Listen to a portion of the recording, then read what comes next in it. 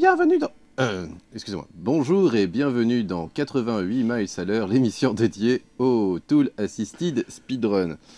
Alors aujourd'hui, encore un jeu exceptionnel, un jeu Super Nintendo, un jeu que vous avez demandé, un jeu que vous avez beaucoup aimé à l'époque, Donkey Kong Country 2. Alors c'est une run de qui? Étonnamment, j'ai l'impression de le connaître. Ah bah c'est le même en fait, c'est celui qui a fait Donkey Kong 1 et aussi le 100% et aussi le 100% de Donkey Kong 2 en fait, c'est Arn the Great. Un grand fanatique de Donkey Kong. Voilà, la date de juin 2007 en fait. Voilà, donc on va directement lancer la vidéo, puis comme Voilà. d'habitude on va continuer de la commenter en temps réel, en live, en direct spécialement pour toi chez vous. En 41-49. Donc c'est vrai que c'est un jeu qui a été très marquant, il est sorti quand même à peine un an après en fait le 1. Le 1 ouais. Bon ils ont repris pas mal, en fait ils ont repris le moteur, ils ont repris, il y a beaucoup de choses mais quand même c'est quand même sorti très vite quoi. 157 195 records, on va dire que c'est de bonne guerre. Voilà. Mais c'est vrai que c'est le 1 en plus noir, plus long et plus dur. Enfin pour simplifier c'est ça en gros. Et presque même un peu plus beau, hein. Même techniquement il est encore au-dessus. Voilà, c'est très léger. Mais c'est vrai que si vous allez voir ça ressemble énormément à Donkey Kong Country. Il a donc toujours par rare en fait. On retrouve en fait les bases en fait, on a deux personnages en fait, sauf que là on n'a pas Donkey en fait, il s'est fait kidnapper. Ah, voilà. On va le chercher en fait. On va le chercher, voilà. Et donc là on a Didi et Dixie en fait, que plus ou moins sa petite amie en fait, voilà. Ils ont chacun leur spécificité, voilà. Donc là on est dans le galion de la galère en fait, le premier niveau en fait, et tout est là en fait, les tonneaux, on retrouve nos petites bananes et ça tout. ressemble un peu en fait au dernier niveau de Donkey Kong Country 1. Oui ça finissait sur un bateau, là ça commence en fait sur un bateau, oui. Bah d'ailleurs c'est son bateau en l'occurrence. Voilà. Il y a de nombreux en fait tonneaux en fait, c'est vrai qu'il y a certains niveaux. Et c'est un peu bizarre. C'est très rapide. En fait, des fois ils vont dans des niveaux bonus parce que la fin des niveaux bonus en fait, ça nous emmène à la fin du niveau. Ça téléporte en fait. Ouais. Voilà, donc ça permet, donc c'est vrai qu'on voit pas là, les deux premiers niveaux ont été tracés très vite. Mais donc c'est. Est-ce qu'il y a le principe un peu comme il y avait dans le 1 de Warp Zone? Il n'y a pas des warps, pas comme qui va faire carrément passer d'un monde à l'autre. Mais voilà, dans chaque niveau, il y a plein de petits tonneaux qui vont là constamment en fait. À chaque fois on le voit, ils arrivent du ciel. Et, voilà, donc ça va quand même très vite. Donc le monde est toujours découpé en fait en plusieurs mondes. On va dire il y en a 7 et un caché quoi. Voilà, on avait un petit serpent, enfin ils l'ont pas ouvert, mais en gros c'est ça quoi. C'est toujours le principe des animaux en fait qu'il y a D'accord. qu'il y avait dans le 1, sauf que là au lieu de les chevaucher, on les incarne. D'accord. Mais on retrouve pas mal, comment dire, un boss. Voilà, le boss en fait. Voilà. Donc, comme ça, il y a pas mal d'animaux. Est-ce que les boss étaient plus difficiles que dans le 1? Un petit peu. Parce que c'est vrai que dans le 1, c'était un peu ma déception, personnellement, c'était les boss quoi. Voilà. Sauf donc, le dernier. Là, ils ont trouvé un truc en fait très marrant, c'est qu'ils tuent toujours le boss sur la droite. Ils le tuent très proche du nid en fait, comme ça, l'ennemi, le boss a moins de choses à parcourir pour arriver à son nid et prendre un œuf. D'accord. Donc au niveau du timing, en fait, ils vont le tuer plus rapidement. Les bonnes vieilles techniques de Tool Assisted Speedrun. Voilà, c'était Crow le boss. Oui, parce que moi je n'ai pas joué au jeu, hein. Comme d'habitude j'étais le joueur de Mega Drive et Cœur de Vandal était le joueur de Super Nintendo. T'as beaucoup joué toi Donkey Kong Country 2. Ouais, bah je l'ai fait à 100% avec toutes les pièces DK et tout. Enfin voilà. Voilà, t'es un vrai joueur de DK2 quoi. Voilà. Mais ça remonte quand même à quelques années, j'y ai pas joué depuis quelques années, donc là c'est avec plaisir que je redécouvre le jeu. Parce que là on a volontairement pas regardé la run pour être surpris en fait. Voilà, c'est toujours plus marrant quoi. Donc ouais, encore le principe de Warp. Il y a toujours, donc il y a les tonneaux de sauvegarde, les tonneaux canons, les tonneaux qu'on peut transporter pour les jeter en fait. Voilà, toujours une grande variété d'ennemis aussi. Là on vient de voir les tonneaux TNT. Là voilà les... Alors il y a une quantité de techniques qui a été développée pour ce speedrun qui est complètement délirante. Ah oui non, c'est vraiment... c'est un grand malade le Arn the Great, on est d'accord. Ah oui non, c'est complètement délirant en fait, parce que...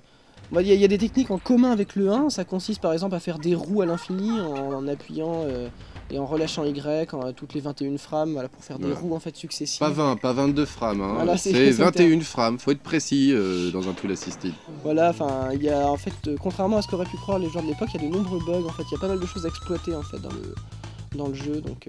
On a une petite anecdote sympa aussi, c'est qui a réalisé le jeu? Ah, c'est Miyamoto.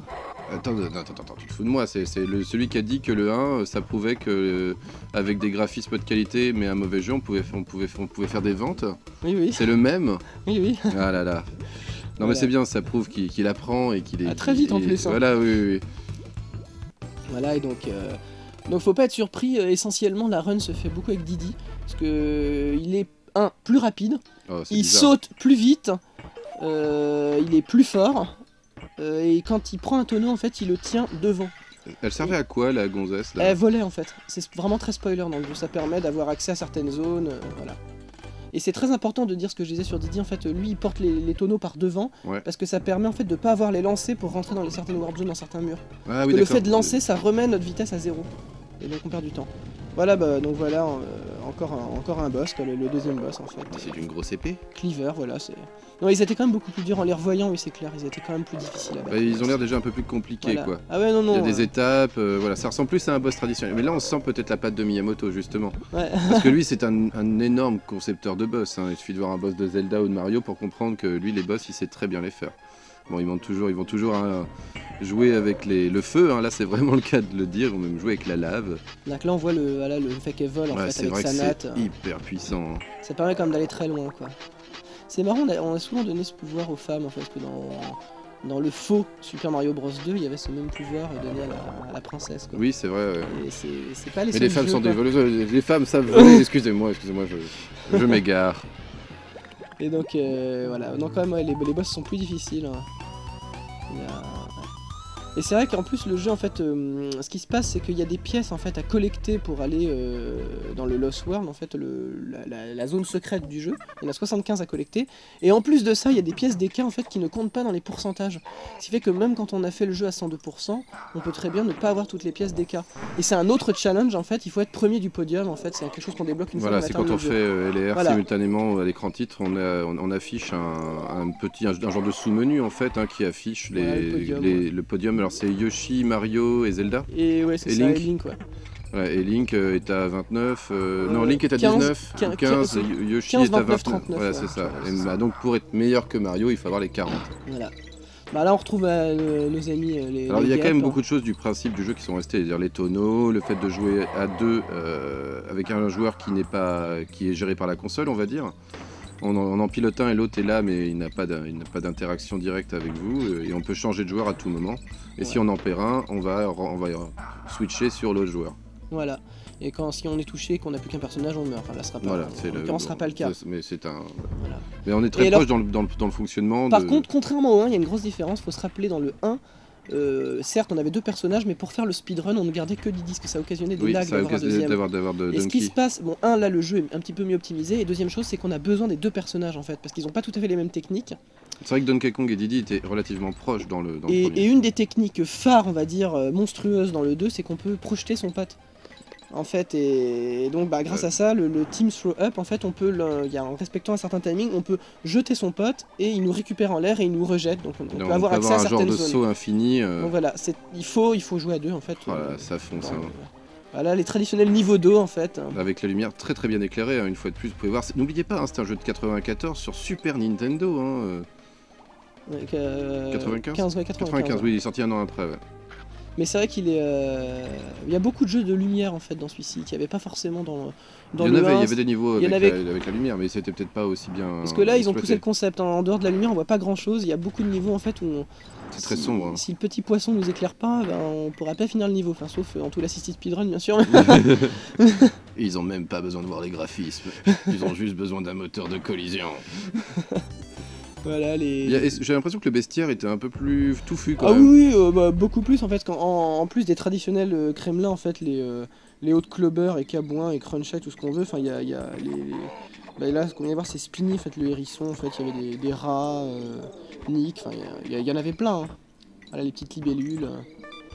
Les décors sont très très variés en fait dans celui-ci en fait. C'est vrai que c'est très impressionnant. On retrouve quasiment tous les... Il y a tous les ennemis qui étaient de base sont là et puis ils en ont rajouté des nouveaux en fait. Voilà, il y a beaucoup plus d'ennemis. C'est vraiment D'ailleurs il est considéré comme le meilleur Donkey Kong sur Super Nintendo. Oui, c'est sûr que le 3 a quand même pas mal déçu. Le 1 était énorme mais le 2... Le 1 était énorme parce que c'était le premier aussi. Hein. Voilà, le 2 c'est l'aboutissement quoi. Voilà, c'est exactement ça. C'est comme Star Wars quoi. Voilà. Donc voilà, alors on voit de la technique en fait du entre guillemets double saut en fait qui est vraiment qu'on voyait déjà dans le 1. L'idée après une roue en fait, on peut faire un saut. Ça permet en fait de sauter plus loin tout simplement. Donc c'est vraiment une technique. Je reconnais cette musique. Donc là... Ah bah voilà. Donc là nous voici avec... Ah oui, donc là c'est ce que tu disais sur l'incarnation en fait des... Voilà, on voit plus en fait nos on ne monte protagonistes. plus voilà. les ennemis en fait, les amis, on devient... Là c'est Rattle en fait, le serpent en fait qui remplace Winky, qui est la grenouille en fait, qui est un personnage pourri, et le serpent est bien meilleur en fait. Il est plus précis dans les sauts. Voilà. Plus jouable en fait. Voilà, beaucoup plus jouable. Il peut tuer les abeilles, mais c'est fantastique, il est très très fort. Ah oui non, c'est un bon personnage quoi. Voilà, et parce que c'est vrai que par rapport aux personnages en fait qu'on avait, enfin par rapport aux animaux qu'on avait dans le 1 en fait on a gardé... Alors qu'est-ce qui se passe si on se fait toucher? On redevient Didi et Dixie? Voilà, ça fait fuir en fait notre ami quoi. En fait on a gardé Rambi et Engarde, en fait l'espadon et le rhinocéros du 1, mais l'autruche et la grenouille sont partis, mais par contre il y en a de nouveaux qui sont arrivés, en l'occurrence lui, mais voilà... Il y a aussi un phoque à un moment qui nous aide, là, Clapper il s'appelle, si je me rappelle bien. Il y a Rattle le crotal, Engarde l'espadon, Rambi le rhinocéros, Schwank le perroquet, Squinter l'araignée, Clapper le phoque et Gimmer la rascasse. Ouais, c'est celui qu'on voyait tout à l'heure qui nous éclairait en fait. Là on avait les petits scarabées aussi très sympas, on pouvait les prendre aussi un petit peu comme dans le faux Super Mario Bros 2 en fait, c'est-à-dire que on pouvait les prendre et les jeter sur les autres ennemis, donc c'était assez marrant. Il n'y avait pas ça dans le 1. Donc ah, les décors, bah là on voit le Team Throw Up en fait, regarde, ça c'est magnifique. C'est génial, ça permet d'avoir accès à des super spoiler, c'est une technique qui devrait être interdite. Il y a aussi un moment une technique... il monte à une le timing par rapport au son, en fait, on tient la corde d'une frame à peu près, ça suffit en fait pour être considéré comme étant accroché. Voilà, on a touché, on peut sauter. Quoi. Voilà, et c'est parti quoi. Et c'est toujours extrêmement impressionnant les Donkey Kong Country. Ouais. On rebondit sur les ennemis, ça permet de sauter plus haut et d'arriver directement à la... c'est complètement... Pour tous les niveaux en fait qui vont du haut vers le bas, c'est vraiment énorme quoi. Voilà, les niveaux de ronces, parmi les niveaux qui ont le plus marqué, parce que c'était des niveaux souvent difficiles. Voilà. Alors avec les tonneaux, toujours le timing très important. À la dès qu'on peut aller dans l'autre tonneau, on appuie. Donc le timing est très très important. Alors toujours un jeu aussi où il y avait quand même un humour un peu permanent. Hein. Là j'ai retrouvé des petites anecdotes en fait sur le jeu et vous vous rappelez de Cranky Kong, hein, celui qui arrêtait pas le Donkey Kong en fait qui était dans la version NES, hein, qui est maintenant vieux et qui est un peu un donneur de leçons à tous les gens qui jouent au jeu. Faisait des interventions même si bon apparemment il médisait un petit peu le Killer Instinct réalisé par Rare aussi. Hein. Donc il veut dire des méchancetés sur Killer Instinct. Et puis il fait des interventions dans un truc que moi j'avais pas forcément fait attention parce que c'était dans le manuel du jeu. Il en fait pas dans le jeu directement mais dans le manuel. Donc c'est un truc assez rare. Et par exemple, donc sur la page relatant l'histoire du jeu qu'on n'a pas eu encore le temps de développer même si elle est pas énorme, mais il fait cette histoire est encore pire que dans Donkey Kong Country. Et il gâte vraiment les fonds du panier. Voilà, c'est le genre de petits détails. Sur les commandes, il dit non mais je vous jure, tous ces boutons, quel ridicule. De mon temps, les gamins chialaient de joie si on pouvait en appuyer sur 2. Hein, voilà, des petits détails, voilà, des petites touches d'humour de chez Rare que je trouve toujours aussi drôle en fait. Hein. Là c'est Cut Gueule en fait, là le boss hyper musclé, là c'est un des mecs les plus musclés de la bande là. Voilà. Voyons, il a une grosse masse d'armes. C'est pour ça qu'il faut du baril TNT, hein, du baril normal ça suffit pas. Hein. Ouais bah tu m'étonnes, hein, t'as vu la tête du truc, moi j'y vais pas hein, honnêtement. Et pour ceux qui ont fait attention, sur la fin du niveau de ronce en fait, ils ont utilisé deux techniques, ils ont utilisé le Team Throw Up comme on a dit, et couplé au backward switch en fait, on en a pas encore parlé mais ils le font constamment, c'est le fait de changer de personnage en fait mais à reculons. Et ça permet avec un bon timing et au bon endroit de passer à travers certains objets ou certains murs. En fait, parce que pour ceux qui se rappellent, quand on change de personnage, en fait, c'est celui, le joueur non actif, en fait, qui vient vers le joueur actif. D'accord. Voilà. Et donc là, en fait, c'est le contraire. Donc, il y a des conditions à réunir. Et ça peut permettre des choses assez. Les boss sont. Moi, je sens vraiment l'impact de Miyamoto dans le jeu sur les boss. Hein. C'est beaucoup plus proche. Déjà, les boss sont plus longs. Voilà, ils ont l'air d'avoir aussi des étapes. On fait pas que que sauter sur la tête, c'est évident. Voilà, donc c'est. Rassure-moi, il faut quand même les toucher que 3 fois. Non, non, non. Quoi? Ah, ils ont triché. Ouais, c'est vrai que dans les DK, c'est souvent plus quand même. Après, ça dépend des boss. Après, entre le 1 et le 2, il y a des différences. Mais c'est souvent 4, 5, 6 fois, ça dépend des boss. Quoi. Ouais. Les niveaux de rush aussi. Techniquement très très abouti. Hein. On voit un effet de transparence sur le premier calque du jeu qui est vraiment très très bien fait. Ouais, c'est vrai que voilà, le miel pour s'agripper aux parois. Ça fait un peu l'effet d'une corde en fait, le miel. C'est ça, on peut en fait, sur ma barre, rebondir en fait. Et on ralentit, je suppose. Ah bah oui, oui, forcément, ça colle. J'ai l'impression que lui il ralentit pas beaucoup, dis donc. Ah, parce qu'il a le timing. Mais, mais c'est vrai que... Le niveau de difficulté était quand même largement supérieur. Ah ouais, largement supérieur. Ouais, c'est pour ça qu'il est... Durée de vie plus longue aussi, avec un niveau entièrement caché. Voilà, c'est ça, un monde caché, assez difficile d'accès. Je suppose qu'on ne le verra pas dans celui-là, vu qu'il s'agit de... Non, on le verra pas. Parce que, en fait, il faut toutes les pièces, en fait, les 75 pièces... qu'on doit donner. Donc il y avait des fins secrètes. Voilà, c'est ça. En gros, on a un boss à la fin de ce niveau. Il y a 5 niveaux en fait cachés. Il faut 15 pièces pour débloquer chacun des niveaux. D'accord.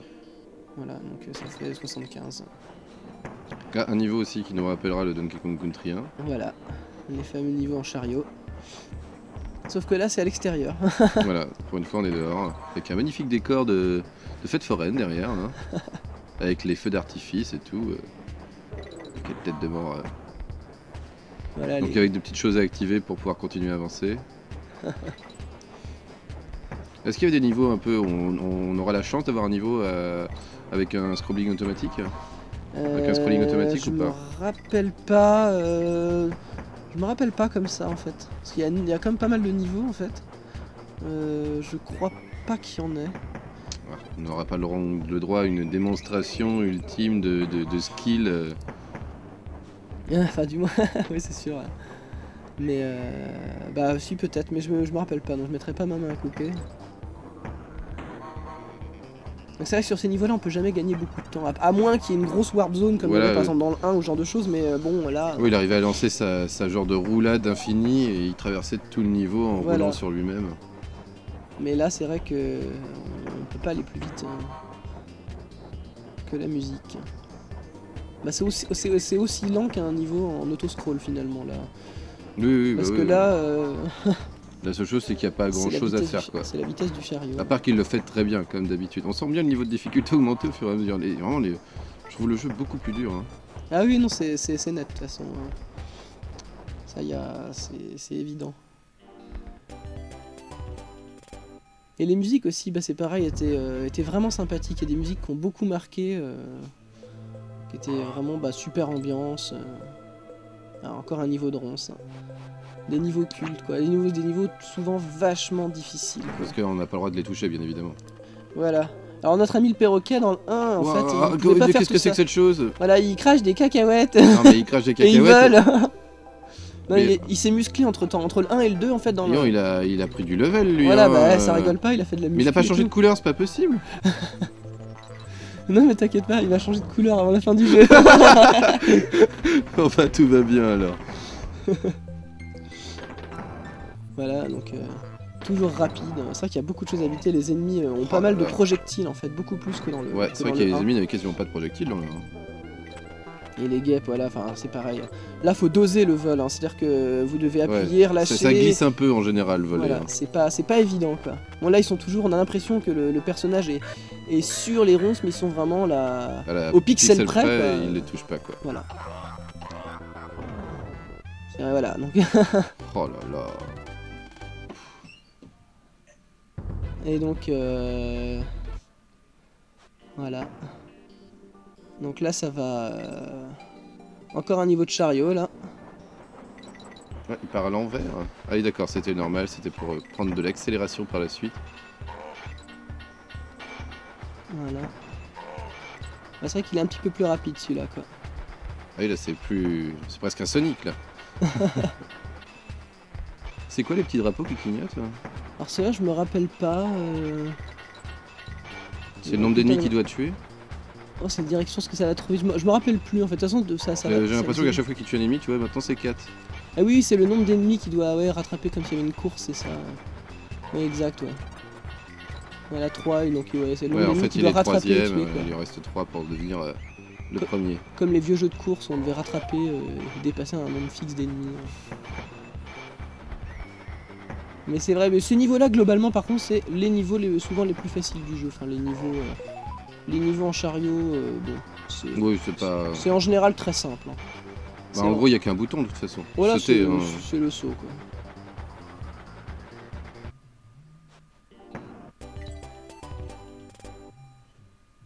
Et là au moins ce qui est bien comparé au 1, c'est qu'on va voir en fait tous les niveaux en fait, vu qu'il n'y a pas de warp pour passer d'un monde à un autre. Ouais, là on aura le droit à tous les mondes en tout cas. Voilà. C'est agréable. C'est vrai que bah, tous ces décors sont vachement bien travaillés. Non mais c'est vrai que techniquement il est complètement affolant. Hein. C'est beaucoup plus sinistre que dans le 1. Il y a toujours des prises de risque relativement délirantes. Mais comme c'est vrai que leur petit bandeau, le soin du détail. Il y a une quantité d'ennemis qui est beaucoup plus importante aussi que dans le 1. Hein. Ah ouais, ça c'est... C'est un florilège là, on a le droit à tout. Ouais. Là, c'est vrai qu'ils sont très sympas aussi, là, les mini-vautours avec leurs petits bandanas, ils sont... le petit détail, quoi.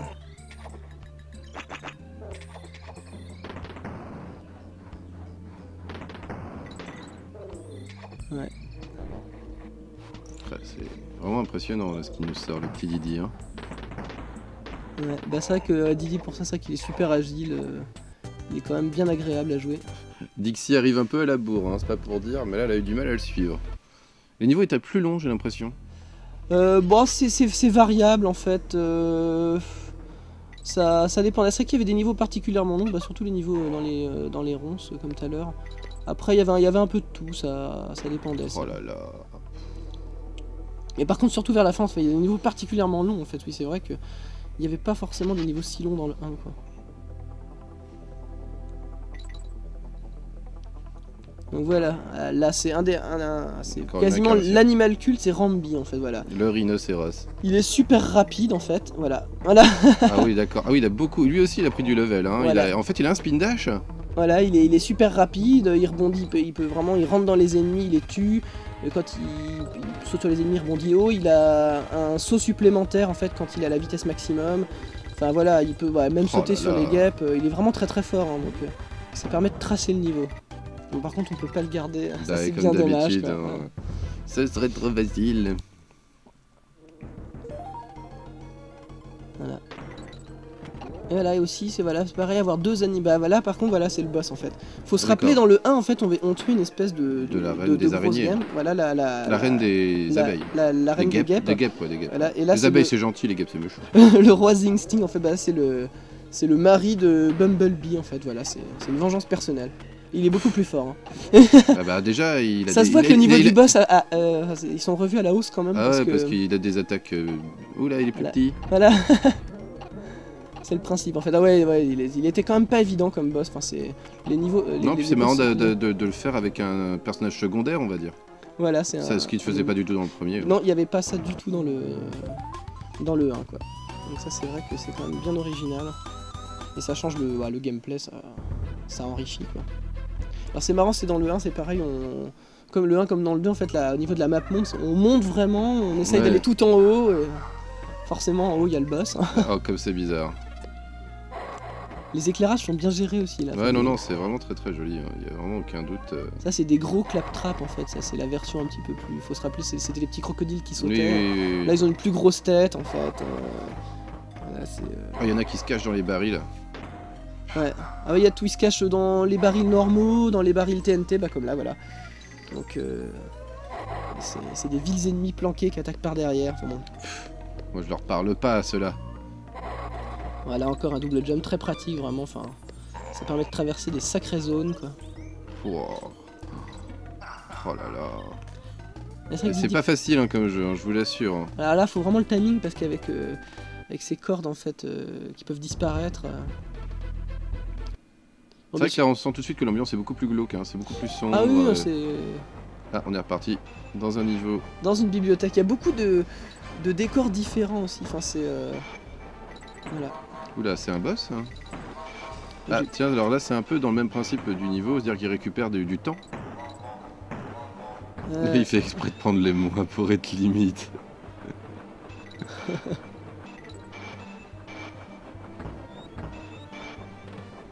Et c'est vrai que là au moins dans le 2 les niveaux de chariot étaient plus originaux que dans le 1. Ils se ressemblaient fortement. Vraiment le minimum. Et là à chaque fois il y a une thématique, ça pouvait être avant tuer des ennemis ou là on se fait poursuivre et on doit essayer voilà, de gagner du temps, ce genre de choses quoi. Comment il est limite.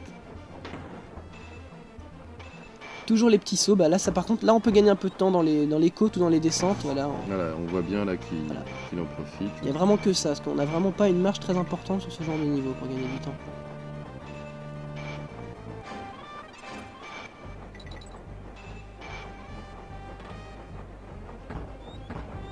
Donc c'est vrai que pour l'instant on l'a pas encore vu jouer beaucoup avec Dixie en fait. Non. Si pour les boss, c'est vrai qu'elle a l'air très pratique.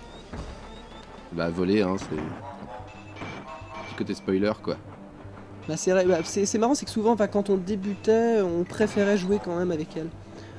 Parce que voler c'est quand même bien sympathique et la différence de vitesse justifiait pas forcément le fait de prendre Didi. Et c'est vrai que par contre pour un speedrun. Bah alors, tu es malade? Je suis en train de mourir là.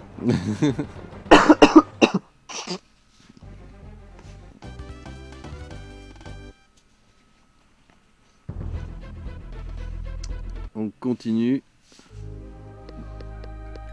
Il était très sympa le niveau là aussi, elle a du vent. Ah là d'accord. Donc il y a une influence je suppose très grande sur le moteur physique. Toujours quand même relativement peu de glitch, hein, toujours même un jeu bien programmé. Hein, pour l'instant il n'y en a pas eu beaucoup. Hein. Alors Cœur de Vandale vient de nous quitter, il est parti tousser un peu plus loin. C'est pas grave, je vais continuer tout seul. Hein. C'est bon, tu es de retour? Ouais.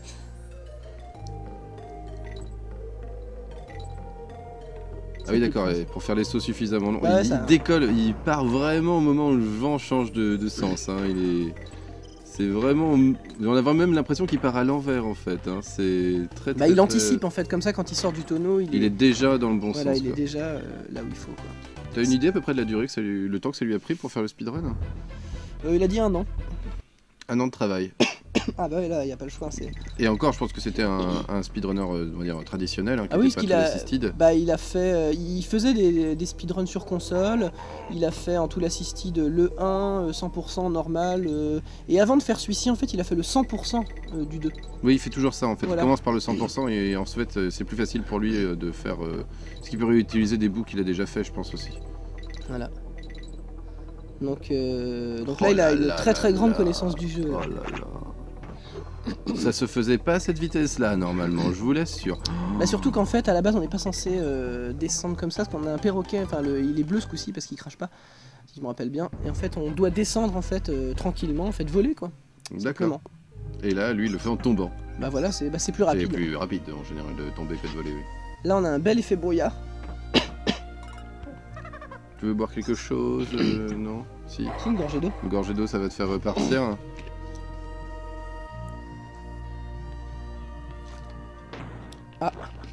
On l'avait pas vu l'araignée. On l'avait pas vu l'araignée, non. Voilà. Donc, alors elle peut lancer des toiles, hein, c'est ça? Voilà, elle a une toile pour tuer en fait, elle a une toile en fait qui peut servir de plateforme. Voilà. C'est ça. Donc c'est pareil, les animaux au niveau du gameplay, il n'y a pas de redondance, ils sont vraiment bien différents. Et ils sont complètement justifiés. Oui, elle est très bien animée en plus. Hein. Ses 8 pattes bougent parfaitement bien. Quand un game design et un character design vraiment très bien pensé. Hein. Ah, elle pouvait survivre à un coup. C'est vrai que là elle est passée, alors... C'est bizarre. Ça je me rappelais plus ça. Ou alors elle était en train de bouger à ce moment-là et ça lui a permis de... Ouais, ça c'est possible, alors c'est une question de timing, un exploit de bug. Voilà, ça permet de faire de passer par-dessus les ennemis, tuer. Donc c'est un super personnage. Hein. Plus lent par contre que Rambi. Ouais, à chaque fois il arrive à s'en sortir sans la perdre. Ah oui, il y a un truc qui apparaît. Je me rappelle plus très bien en fait de ce niveau-là. Ça, il y a peut-être un nombre de fois en fait, parce qu'il y a un chiffre qui apparaissait en bas à gauche. Voilà. Encore un boss. Hein. Donc là c'est le boss, c'était le premier boss en fait, mais version spectre là. Un peu plus dur alors. Ah, forcément plus dur, surtout qu'en plus il y a plein de petits spectres qui nous embêtent, qui nous gênent quoi. Donc là voilà, c'est plus difficile. Avec un très bel effet de pluie d'ailleurs. Ah, puis le niveau est différent. Hein. Voilà, les salles de boss en fait sont beaucoup plus grandes. Ah ouais, non, les boss n'ont rien à voir avec les boss du 1. C'est des vrais boss quoi. Hein. Ça c'est la patte Miyamoto, hein, pour les boss. Ah ouais, voilà, non, c'est clair là. On comprend pourquoi il a voulu travailler sur celui-ci. Ah, c'est vrai que c'est... On sent tout de suite qu'il y a un aboutissement complètement différent. Et c'est vrai que le jeu était particulièrement agréable parce que même quand on le terminait, bon bah comme le 1, il y avait le but de faire les 100%, puis arriver dans ce monde, ce monde caché avec une fin cachée, parce que dans le 1 il n'y avait qu'une fin, dans le 2 il y a quand même 2 fins, puis ensuite les pièces d'EK, enfin voilà, il y avait pas mal de challenges. Voilà, ça fait un peu le profil de joueur RPG en fait, qui veut faire des quêtes annexes et faire le jeu vraiment à 100%. Il y avait une durée de vie quasiment doublée par rapport à Donkey Kong Country. Hein. Oh largement, je dirais même triplé, mais c'est vrai, c'était vraiment beaucoup plus long. Ah bah enfin voilà, on n'avait pas vu le niveau de glace. Et voilà, oui, c'est pareil, chose qu'il n'y avait pas dans le 1, c'est un niveau en fait à la fois sous l'eau et à la fois qui n'est pas dans l'eau quoi. Comment il fait le petit espadon quand il n'est pas dans l'eau? Ah bah... Waouh, qu'est-ce que c'est que cette chose? Voilà, en garde il est vraiment, c'est une c'est un super espadon. Un super espadon, ça rigole pas. Ouais. Il est toujours en train d'attaquer.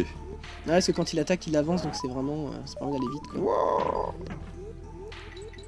Mais ça c'est vrai, les niveaux d'eau en fait étaient beaucoup mieux réussis dans le 2 que dans le 1.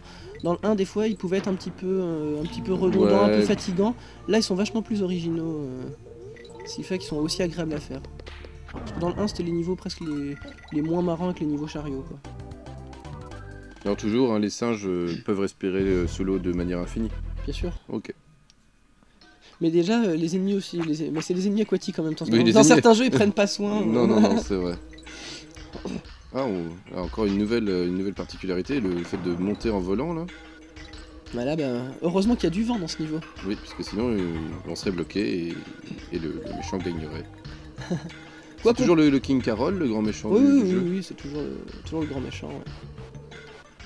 Quoique non, il pourrait passer quand même avec le Team Throw Jump, il passerait, enfin il y aurait moyen de... Il y aurait sûrement moins vite. Voilà. Ce niveau-là m'a pas mal marqué aussi.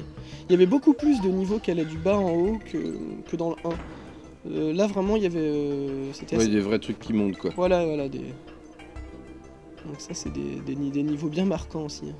Il est d'une fluidité étonnante, hein, malgré la quantité on va dire de sprites affichés, de choses qui se passent à l'écran, on n'a pas eu de lag depuis tout à l'heure. Hein. Ouais, comparé au 1, où il y en avait quelques-uns, où même ils ne souhaitaient pas afficher de DK pour gagner du temps, là on sent vraiment une très grande fluidité. Hein. D'ailleurs il y a plein de choses, par exemple quand on prend un animal, on l'incarne, la base, une des raisons c'était en fait alléger on va dire le visuel, mais aussi soulager on va dire la console pour pas qu'il y ait de lag. Comme ça, il y a moins d'objets à gérer, à animer, et donc forcément, ça rame moins. Quoi. Donc, c'est vrai que là, tout est bien optimisé. C'est pour ça que c'est fluide. Donc là, c'est vrai qu'on arrive... Alors, il y avait toujours le principe de sauvegarde. Oui, il y avait... Qui est toujours chez Candy. Alors, non. Là, il est plus chez Candy, en fait. C'est vrai que là, on va pas voir, en fait, tout ce qui est... Enfin, c'est le collège de Wrinkly, ouais, c'est ça, qui remplace Candy. Elle est plus là. Elle est partie en vacances. Voilà, sans doute. Ou alors elle est enfermée avec des cas, hein, ou alors on ne sait pas. Oula, ça ressemble énormément à un glitch. Ah, enfin. Enfin. Mais que se passe-t-il? Je ne comprends pas. Alors il est dans un tuyau secret. Oui, il est très secret d'ailleurs ce tuyau. Oh, et hop. Oula, c'était vraiment très bizarre. C'est vrai que le niveau là était très long sinon. Ah, oui, parce qu'il est pas fini quoi. Il a même pas pu aller à la fin.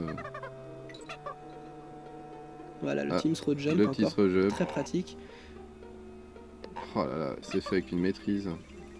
Puis avec le changement de personnage, les deux ensemble en fait ça permet des choses vraiment très... Alors il y avait des choses qu'on ne pouvait pas faire si on était seul dans le jeu. Les endroits cachés, je suppose qu'on ne pouvait atteindre que si on était deux. Oui, il y a c'est pensé pour, hein, ça c'est évident. Oh là là. Il y a une chose aussi qu'on voit, enfin c'est vrai que... Il a vraiment une façon de faire ce niveau qui est folle. C'est délirant. Une technique qui est pas mal faite en plus du Team Throw Jump et du... Mais comment on passait normalement? On avait le perroquet? Le perroquet, ouais. Il y a une autre technique qui est beaucoup utilisée et que les spécialistes du jeu appellent le goal switch en fait. C'est un petit peu pareil que le fait de changer de personnage pour prendre le contrôle. En fait l'idée c'est de faire en sorte que le personnage non actif soit sur la cible, c'est-à-dire mettons un endroit qu'on doit activer ou quelque chose comme ça, et changer de personnage en faisant select. Et ce qui se passe en fait c'est que là il n'y aura pas besoin de sauter par exemple sur la cible pour l'activer. Parce que le personnage non actif en fait est dessus. Et en respectant un certain timing, la console considère en fait qu'on l'a activé. Qu'on l'a activé alors qu'on n'a pas vraiment... Voilà. Ça permet de gagner quelques frames. Il y a moyen d'économiser. c'est très rapide en fait, c'est pour ça que c'est très difficile à dire au moment où il le fait, parce qu'il ouais, ça se voit tout va très vite, il combine les techniques, donc c'est vrai que... Voilà. Oh voilà, ça c'est notre ami le phoque en fait qui glace en fait le lac. Ouais, pour nous aider. Il est sympathique. Non, ça durait pas très longtemps le fait de glacer le lac. Ah bah non, hein, c'est fait en fait pour que ça dure pas assez longtemps, pour qu'on puisse aller sous l'eau. Des fois, faut que ce soit dur. Mais c'est vrai que les... Oh là là. C'est vrai que les niveaux aussi étaient super originaux, enfin il y avait vraiment pas mal Pourquoi est-ce qu'il clignote? Qu'est-ce qu'il a pris? Je me rappelle plus. On entend une musique aussi. Ah, il a dû prendre... ouais. Vous nous le direz en commentaire de la vidéo, parce que là, je dois dire que j'ai pas suffisamment joué du tout à Donkey Kong Country 2 pour pouvoir vous éclairer. Moi, je sais, c'est une lacune dans ma culture vidéo ludique, je l'admets. Il n'est pas dit que je ne leur ferai pas un jour à l'émulateur, mais j'ai eu des semaines relativement chargées dernièrement qui ne m'ont pas permis de faire beaucoup de rétro gaming. Ouais, là, il a peut-être pris un objet. Bah là, c'est pareil, c'est toujours marrant ces niveaux-là. Là, ça monte à vitesse grand V, les niveaux où il y a des cordes, c'est toujours... ouais, là... J'ai l'impression qu'il monte en puissance ce speedrun. Alors, il commence plutôt calme et je sens qu'il va finir dans une débilité relativement conséquente. Et voilà, j'avais raison. En fait, ils ont switché et il y a un personnage qui s'est retrouvé dans le mur et il s'éjecte par le haut. En fait, il passe à travers les murs grâce au switch. Le principe de l'éjection, je le rappelle, c'est au moment où la console va nous éjecter, on choisit une direction en fait. Donc on peut être éjecté dans le sens où on veut. Donc l'idéal, c'est si on veut aller en haut, on s'éjecte en haut. Ça peut éventuellement nous faire traverser le niveau. Comme il vient de le faire. Voilà. Donc là, ce qui était très marrant en fait, c'est qu'à proprement parler, il n'y avait pas de... Dans le dernier, enfin ce faux dernier monde, il n'y avait pas de dernier boss. D'accord. Voilà, en fait, on croit délivrer des cas et en fait le dernier boss s'enfuit et ensuite le dernier monde consiste juste en un affrontement avec le dernier boss. Le dernier boss, quoi. Mais donc là, on est bientôt tout en haut en fait du jeu. Est-ce que je peux faire une blague? Oui. Parce que j'ai créé une blague et je vais avoir votre avis, comme ça vous allez me dire. Comment s'appellerait le geek dans Astérix? tu sais pas toi? Non. Je fais semblant que non. Ouais, je fais semblant que non, bah oui, parce que je dirais pas que c'est écrit de temps en temps l'émission, mais un petit peu. Bon, bah, je vous laisse réfléchir 2 minutes et puis tout à l'heure je vous donnerai la réponse. Donc comment s'appelle le geek dans Astérix et puis voilà. Vous pouvez déjà lancer vos commentaires dès maintenant en me disant à quel moment de la vidéo vous l'avez dit. C'est ça, je me rappelle en fait. Les animaux peuvent se faire toucher en fait si par exemple on avait nos deux personnages, on considère qu'on en perd un. D'accord. Voilà, c'est ça. Là, je me rappelle au moment où je le vois en fait. D'accord, ok. Parce que il y a longtemps, mais en revoyant, au bout d'un moment, ça revient. Ouais, c'est ça. Et voilà, une des originalités, voilà, de pouvoir. Il y a plusieurs animaux dans un même niveau, quoi, voilà. Là, c'est genre les niveaux de fin, genre on se tient tous la main pour réussir à aller jusqu'au dernier boss, quoi. Normal. Et voilà. Bon bah, cool, voilà. Hein. Là, on chope la pièce sans combattre, donc pas de boss. Mais ce serait trop facile, hein. Voilà. Une petite touche de fin à la Mario Bowser, peut-être. Voilà, étonnamment, il y a quelqu'un qui se fait enlever. Je me demande si Miyamoto aurait pas participé au scénario. Hein. Et donc là, voilà. Et donc là, oui, dans le dernier boss, il y a aussi un niveau en fait. Donc on n'affronte pas seulement le dernier boss. Puis il a l'air d'une difficulté. Non, ils ont choisi un niveau de ronce, un niveau de ronce bien difficile, quoi. Donc là, c'est vrai que c'est dommage, on va pas voir les niveaux cachés, mais on aura déjà quand même bien parcouru le jeu. C'est vrai qu'il est bien sollicité en fait, le perroquet. Il n'arrête pas. Hein. Dans l'opus là. Non, mais je te dis, hein, il devrait être noir ou rouge. Rouge, il fait plus mal. Hein. C'est pas normal. Hein. Ah, il a déjà des ailes rouges, c'est cool. Ouais, non, il est classe. Oh là là. C'est vrai que ça va vite. Ça frôle. Il tire, c'est vraiment au dernier moment. C'est vrai qu'il optimise bien, parce que c'est pas... ça se maniait, mais bon, c'était du genre... chaque salle, c'était... C'est du snowboard, quoi. Voilà, faut doser, quoi. Parce qu'il y a là... C'est vrai que là, c'était bien rapide. Alors, il est parti d'un bateau pirate pour arriver dans un genre de vaisseau volant. Voilà. C'est un bateau upgradé. Non, il a l'air extrêmement méchant. Ah ouais, là il a une arme. Je me rappelle qu'il était d'une difficulté. J'avais fait le dernier boss, hein. Voilà, par exemple des choses que j'avais fait du jeu, et il est super dur le dernier boss. Il est super long, super dur, il y a plein d'évolutions. Beaucoup de techniques. En même temps il triche, il est armé. Mais son arme se retourne toujours contre lui, comme dans beaucoup de jeux en fait. Ouais, voilà. Ouais. On a juste en fait à résister à ses attaques, il s'autodétruit. Ouais, en fait il faut, on lui projette. On lui projette quand même des boulets. Bah son propre boulet en fait. Parce que voilà, ça perd ses piquants. Ah, son arme est pas assez, il faudrait une arme plus poussée quoi, genre les piquants ne s'en vont pas. Ils sont pas malins ces derniers boss. Voilà, phase 2, enfin voilà, le principe souvent dans les derniers boss de DK, souvent plusieurs phases dans le boss quoi.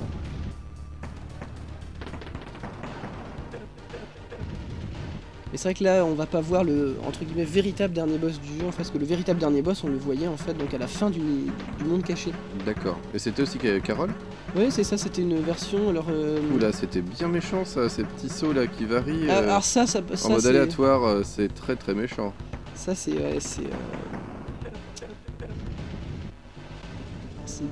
bien vilain ça.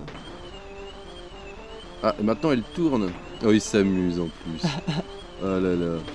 Non mais sérieux, c'est de l'humiliation, ça c'est facile. Ça se déplace comme des guêpes ça.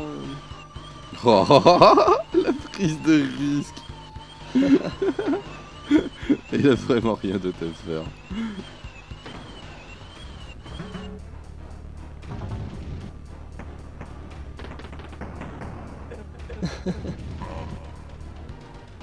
Ça y est, il est mort. C'est les trucs à la Tex Avery. Pourquoi il est toujours pas mort? Ah non, il faut le tuer plusieurs fois, hein. Faut pas rêver, il est quand même super solide. Oula, alors là il jette des nuages de fumée. Ils sont déjà bien sympas parce qu'ils nous filent un baril DK quoi, ça pourrait être pire. Au cas où. Ah, il devient un fantôme. En même temps sur un bateau pirate. C'est pas le premier spectre qu'on croise dans le jeu. Oula. Quand on se faisait toucher, c'est tout. Ouais, bah... On n'avait pas un effet néfaste. Il faut combien de coups à ce vilain dernier boss? Non mais là il est bientôt mort. Mais c'est vrai que il était bien marquant ce dernier boss parce que vraiment pas mal de techniques quand même. Beaucoup de coups différents, c'est sûr. Depuis tout à l'heure, il nous les montre. Oula, il peut aspirer en plus. Ah, il fait la totale là. Il se passe quoi quand on se fait aspirer, tu te rappelles? Ah bah en fait ce qui se passe c'est que de toute façon on perd un personnage. On va perdre un personnage en fait, qu'on va rentrer en contact et voilà, avec lui. Il est mort. Il y a le movie end qui s'est affiché, ça veut dire que maintenant ils n'ont plus à intervenir sur la manette, la fin s'est lancée. Bon, est-ce que je leur donne la réponse? Ah oui. Bah ouais, c'est le moment, il est en train de mourir. Bon, bah la réponse c'est que le personnage du geek dans Astérix s'appellerait Sans IP fixe. Voilà. Bon, vous nous direz ce que vous en pensez. Ah, il est tombé dans le... Oui, en fait, on a monté la grande montagne du dernier boss, et puis maintenant... Oh, il a encore vieilli, lui. Il a 2 cannes. Et il est pas de la même couleur. Ouais, et donc, oui, dans le 3, en fait, on va retrouver, en fait... Dixie, mais on va pas retrouver Didi en fait. Souvent le principe quand on passe pour les country, quand on passe d'un DK à un autre, on garde, il y a un des personnages qu'on conserve qui est en commun, et voilà, il y a un nouveau qui arrive. Eh ben, il nous en raconte des trucs. Hein. Il parle beaucoup, mais il joue plus. Hein. C'est un symptôme de la vieillesse, tu crois? Dans les DK, ils se font plaisir en général parce que souvent il y a de la pub, on voit Nintendo, rare, Oui, et dans la page de présentation, d'à côté d'une poubelle, on voit une chaussure de Sonic. Et je ne sais plus, j'avais regardé l'anecdote, c'était pas mal sur la page de présentation. Quand on avait fini le jeu et qu'on avait tout débloqué, il y avait changé un petit peu et à côté il y avait une petite poubelle avec la chaussure de Sonic et le pistolet des Sword Jim. Oui, c'est ça, c'est pour le podium en fait. Bah voilà. Donc le voilà. Bah, pour l'instant, c'est sûr, il n'est pas sur le podium parce que son souci n'était pas de les prendre. Il n'était pas du tout de prendre les pièces d'Ekira. Je suppose qu'elles étaient extrêmement bien cachées, ces 40 pièces. Forcément, ouais, elles sont cachées dans les recoins. Mais il n'y en a que 3 en fait. Ah bah en gros c'était celle qui était sur le chemin quoi. Donc c'est dire que les autres sont vraiment pas du tout où il faut pour terminer le jeu quoi. Voilà. C'est vrai que souvent ça se fait partie vraiment des icônes de Nintendo, c'est vraiment la team, parce que là ouais, Yoshi, Mario, Link, Diddy... Non, là Miyamoto est derrière, je vous le dis, là, mais là on sent la patte du bestiau, hein. On le reconnaît, on le voit venir de loin. Voilà. Et elle existe en fait, la 102%, en fait, donc elle a été faite... 102 Oui, 102. Bah normal, c'est le 2. Ouais, dans le 1 c'était 101. Laisse-moi deviner, 103. Dans le 3, je crois que c'est 103. Donc, une fin, on va dire, exactement un peu comme la fin de Donkey Kong Country 1, hein, c'est-à-dire qu'il y avait Cranky qui faisait sa morale, il vous dit regardez, voilà, vous êtes un peu vous êtes un peu pas top parce que vous n'avez pas ramassé les pièces, et puis maintenant on va vous faire le bestiaire voilà. avec leur nom. On monte les animaux, ensuite la famille des méchants. Elle était très marrant cette ennemi, voilà, le Cat o' Nine Tails. C'est vrai que... très sympathique. Quoi. Alors vous nous avez demandé de conserver les fins, et bien nous le faisons, comme vous surtout le voyez. De toute façon, nous sommes à votre écoute en permanence. De toute façon, elle est très sympa cette fin, quoi. Il se passe quelque chose, c'est pas... Non, c'est pas un simple générique avec des noms qui défilent dessus, en japonais, on connaît pas. Voilà, quoi. Sinon, je vais refaire, une petite page de publicité pour un blog que nous venons de monter qui s'appelle nes.over-blog.fr, NES pour Nerd Entertainment System. Et sur ce blog, vous retrouverez toutes les émissions de 88 miles à l'heure. Vous retrouverez aussi mes activités de VJ.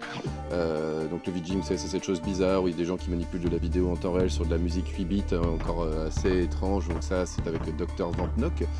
Et aussi des news que je trouve sympathiques sur le réseau, des petits détails de jeux vidéo, du rétro gaming bien évidemment. Et puis il y aura la possibilité de faire en sorte que l'émission devienne encore meilleure. Je sais qu'elle est déjà presque parfaite, mais elle peut encore s'améliorer. Et vous pouvez nous faire une donation. En fait, on mettra un petit PayPal voilà, pour pouvoir faire une donation à l'émission pour qu'elle ait une longue vie. Parce que pour l'instant, vous doutez bien que nous faisons ça avec un bénévolat et une franche, une franche envie de vous faire partager nos souvenirs et ces speedruns exceptionnels. On met toujours les mêmes vêtements. Ouais, voilà, n'oubliez pas que nous ne sommes que de humbles joueurs, tout comme vous. Hein. Bon, avec des t-shirts super cool, ça c'est normal. C'est le geekisme qui parle. Hein. Voilà. Mais n'hésitez pas à y aller, et je signale que les vidéos de 88 miles à l'heure seront disponibles sur le blog 15 jours avant que sur Dailymotion. Ça vous poussera un petit peu à aller voir ce qui s'y passe. Voilà. Donc ça va se mettre en route très prochainement. Voilà, normalement au moment où vous verrez cette vidéo, le blog sera lancé, tout sera mis en place et il n'y aura aucun problème. Puis le but bien évidemment c'est de faire des vues et puis d'essayer de se faire entre guillemets légèrement rémunérer par la publicité aussi. Voilà, ça nous permettrait entre guillemets d'avoir un fond vert d'un peu meilleure qualité. On veut construire un studio surtout. Voilà, ce serait un peu, disons-le. Ce serait un petit peu l'idéal, hein, c'est vrai. On vous fait partager un petit peu aussi ce qui fait, comment on fait. Je ferai peut-être une vidéo pour vous montrer vraiment comment c'est fait.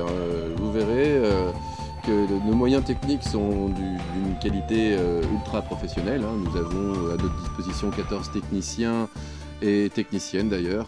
Je vais me faire masser par la suite car est assis sur des tabourets pendant près de 2 heures. Ça fait des darboukas. Des darboukas, voilà. Voilà. Vous allez vraiment avoir les petits détails de 88 miles à l'heure dans cette émission. C'est le problème des cheveux longs, il faut qu'on raconte des trucs.